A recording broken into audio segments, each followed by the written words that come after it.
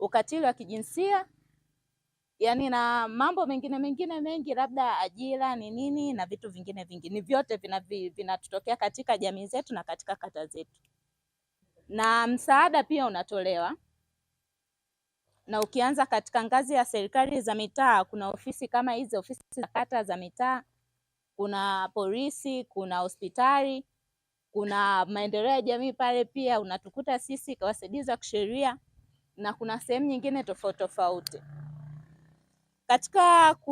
Katika kujazia nyama katika hii siku ya mtoto Afrika ambayo itafanyika tarehe 16 mwezi wa 6 Ayamami, tunarudi katika matunzo ya watoto. Watoto ni furaha katika familia, tunawapenda. Ndio maana yani unakuta familia moja na watoto kama 9, 10 na kuendelea. Kwa sababu hiyo ni furaha, yani ni kitu kizuri katika familia.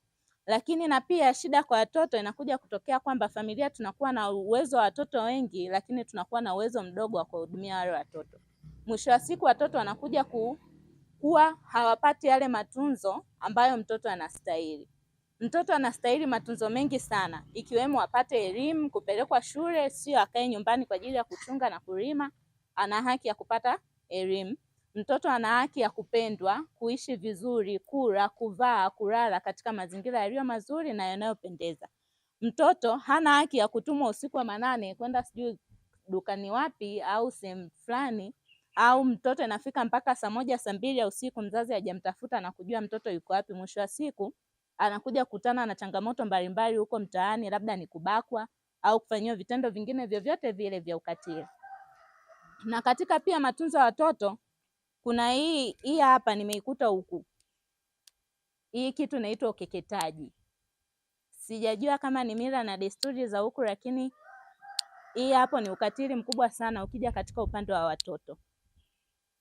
Madhara yake yanakuja kuonekana mbeleni. Kwa hapa sasa hivi mtaona ni kitu cha kawaida na ni kizuri au ni ujiko kwa ajili ya kufanya hivyo, lakini baadaye inakuja yani mbeleni huko nakuja kumpa changamoto na shida mtoto. Watoto wanakeketwa wakiwa wamezaliwa, wana miaka 3, wana miaka 2, ana miaka 10, yani hajafika umri wowote. Na pia ukeketaji ni kosa kisheria. Yani mtafanyaje, lakini ukeketaji ni kosa kisheria. Swala jingine ni migogoro ya ardhi. Wanagombana ndugu kwa ndugu, majirani na sehemu nyingine tofauti. Lakini mwisho wa siku mnakuja kukosa suluhisho ya hiyo issue, mnaingia kwenye mambo mengine kama kupigana, kufanyiana fujo, na mwisho wa siku kuna watu wengine wanauana kwa ajili ya ardhi na vitu vingine tofauti. Swala jingine ni swala la mirathi. Actually kuandika mirathi sio uchulo, kwamba unajitabiria siku yako ya kufa. Hapana, faida mojawapo ya kuandika mirathi ni kwamba endapo siku itatokea Mungu amekuchukua, utaacha familia yako au watu wanaokuzunguka nyuma yako wakiwa katika amani na maisha yaliyo mazuri, lakini sio kwenye ugomvi wa kugombania sijui shamba la babu, mara sijui niliachiwa mimi, mara sijui mimi ndo nilikuwa mtoto wa karibu. Huku kesi nyingi nimekuja kuona ndugu kwa ndugu wanagombana kwa ajili ya mali za ndugu ambao sio zao. Unakuta ni mali za mzazi, ni mali za nani. Kwa hiyo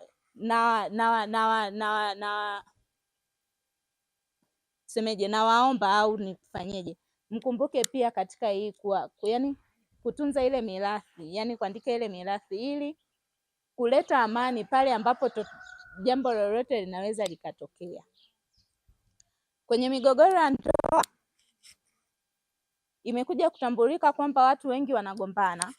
Actually ndoa zipo za aina tofauti. Kuna ndoa ya kanisani, kuna ndoa ya msikitini, kuna ndoa ya kimila na ndoa ya kiserikali. Lakini kuna ndoa ile ambayo tunasema umeishi na mtu zaidi hata miezi 6, mnaishi nyumba moja kama mke na mme. Hiyo nayo ni ndoa inahesabika.